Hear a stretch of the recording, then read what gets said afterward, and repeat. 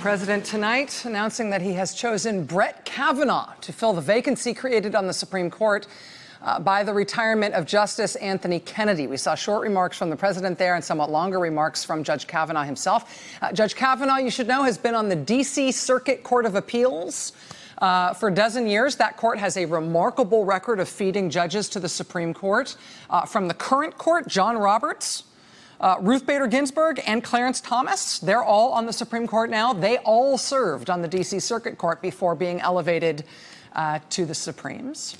On the D.C. Circuit Court where he sits now, Brett Kavanaugh, all these years, has served under the chief judge of that court, of that circuit, Merrick Garland, who, of course, was nominated in the spring of 2016 to fill the seat left vacant by the death of Antonin Scalia, nominated by President Barack Obama. Because he was nominated by President Obama, Republicans in the Senate would not allow a hearing on Judge Garland's nomination. They cited the election coming later that year.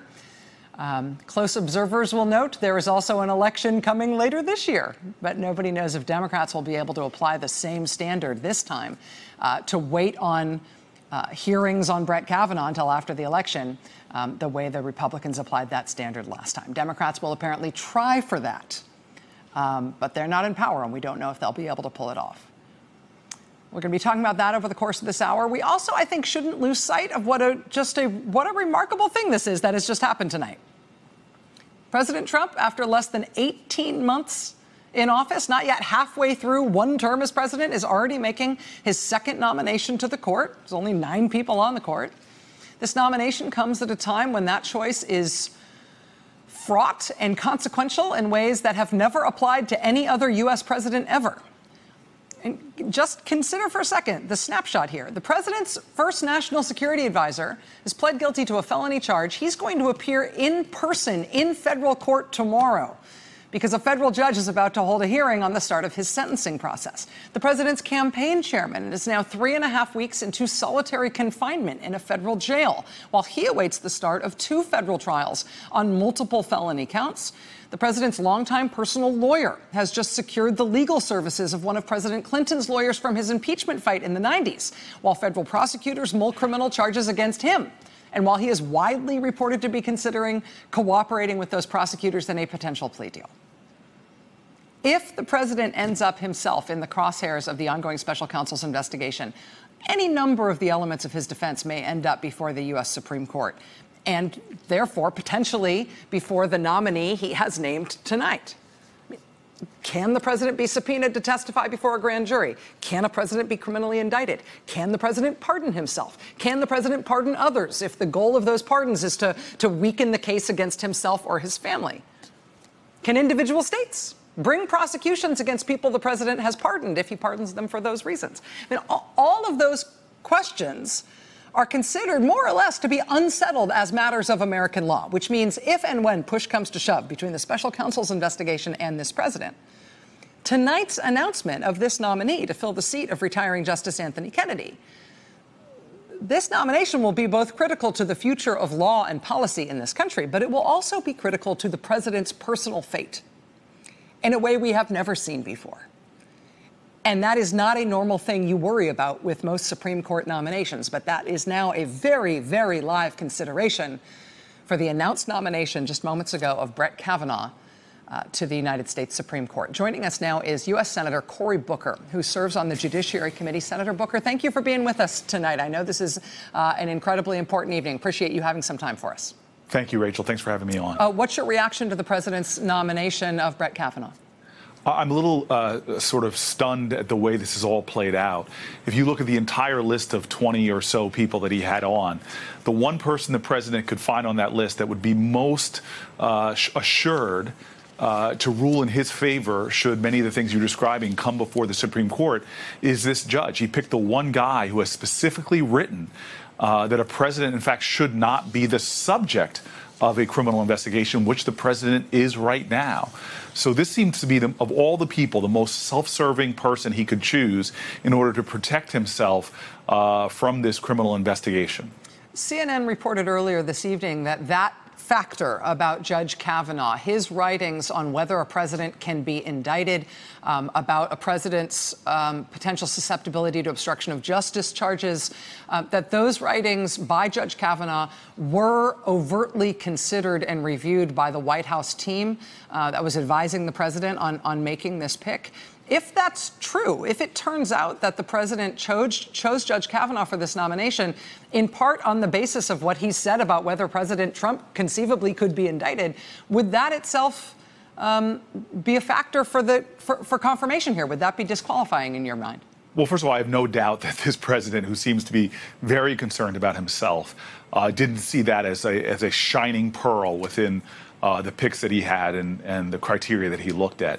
But I've been saying emphatically before this, and now I will be saying with even stronger voice, that we as the United States Senate, forget partisanship or what have you, if a respect for the Constitution, to avoid a constitutional crisis, we cannot let this confirmation process go forward, especially now that we have someone that has clearly said that they have a strong opinion should any of those issues come before the Supreme Court. We know now that the ideas that you said are not settled law. Whether the president can pardon himself, whether the president can just dispense with a criminal investigation. A lot of these issues could come right before that justice that now he is 100% certain will have his back. And Senator, I know in addition to being a U.S. Senator, you are also a trained lawyer, and you have expert opinions on these things, as well as observing them through a political lens. The way I understand Judge Kavanaugh's writing on this subject is not just that he said that a president definitively cannot be indicted and should not be indicted while in office, but he's also sort of further said that a president shouldn't be subject to either criminal prosecution or any civil lawsuits while in office. That a president should essentially be exempt from accountability on either criminal or civil law while in office, simply as a way to ensure that he's able to focus, a president is able to focus entirely on the business of running the country. That's interesting in terms of Judge Kavanaugh's history, given his involvement with the Ken Starr investigation. I believe he was the lead author of the Ken Starr report. But this would also seem to have implications for the president's potential liability, not just for the Mueller investigation, but also for any liability that may attend to the Trump Foundation or the Summer-Zervos lawsuit or the emoluments cases that have been brought. It would seem to apply to a lot of the legal trouble that the president has been sort of brewing around the president over this last year and a half. Yeah, well, we know that this was a president that was already nose deep in legal matters before he even became president and was settling with millions of dollars beforehand.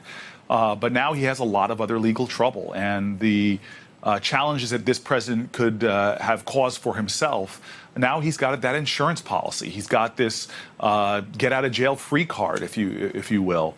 In him sifting through 20 plus names, as well as all the other people he could have considered, he picked the one that, as you said, it's not just that he said that a president couldn't be indicted. It's not just that he said that a president couldn't be held accountable for his actions.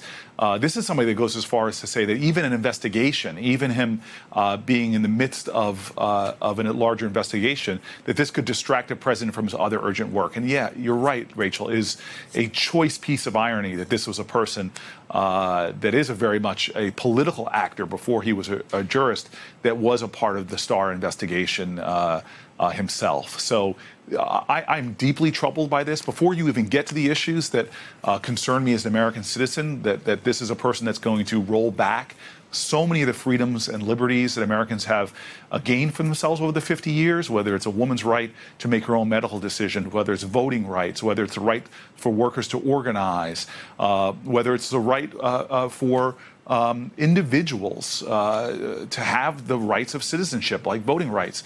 There are so many things here that should be objectionable to, again, people on both sides of the aisle, worrying about the corporate ascendancy in this country that we already saw with the Citizens United decision that so muted the voices of ordinary Americans and ascended the billions of dollars now that we see in dark money pouring into our campaigns.